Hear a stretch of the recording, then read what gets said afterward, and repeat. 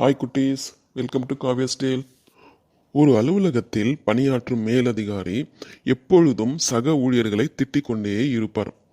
எதற்கு எடுத்தாலும் எரிந்து விழுந்து கொண்டும் வாய்க்கு வந்தபடி திட்டிக் கொண்டும் இருப்பார். இதனால் அவருடன் பணியாற்றும் ஊழியர்கள் எப்பொழுதும் மன வருத்தத்துடன் இருப்பார்கள். இது போன்ற சூழ்நிலையில் ஒருவர் புதிதாக பணிக்கு வந்தார். அவரையும் அந்த மேலதிகாரி திட்டி தீர்த்தார். ஆனால் புதிய இளைஞனின் முகத்தில் எந்த பதற்றமும் கவலையும் இல்லை. எப்பொழுதும் போல் தனது வேலையை அவர் செவ்வனே செய்து வந்தார். இதனை கண்டதும் மற்ற ஊழியர்களுக்கு மிகவும் ஆச்சரியம். என்னப்பா, அவர் உன்னை அப்படி திட்டுகிறார், ஆனால் அதை நீ கண்டு கொண்டதாக கூட தெரியவில்லையே. எப்பொழுதும் முகத்தை சிரித்தபடியே வைத்துக்கொண்டு வேலை செய்ய உன்னால் எப்படி முடிகிறது என்று கேட்டார்கள். அதற்கு அந்த ஊழியர் அளித்த பதில், அந்த தெருவின் முனையில் இரு காதலர்கள் பேசிக் கொண்டிருக்கும் இடத்தை சுட்டி காண்பித்து, அங்கே பாருங்கள், புரியும் என்றார். அங்கே பார்த்தும் புரியாத விழிகளோடு புரியவில்லையே என குழப்பமாக சொன்ன ஊழியர்களிடம் கேட்டார். அந்த காதலன் தன் காதலியிடம் ஏதோ ஒன்றை கொடுக்க முயற்சி செய்கிறான். தெரிகின்றதா?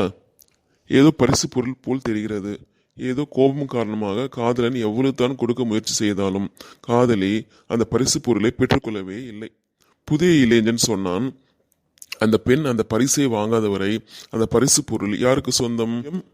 நிச்சயம் அது அந்த காதலனுக்குத்தான் சொந்தம் என்று சொன்னார்கள் மற்றவர்கள். அப்பொழுது இந்த பதிலை கேட்டு சிரித்து கொண்டே சொன்னார், அதே தான் என் கதையிலும்.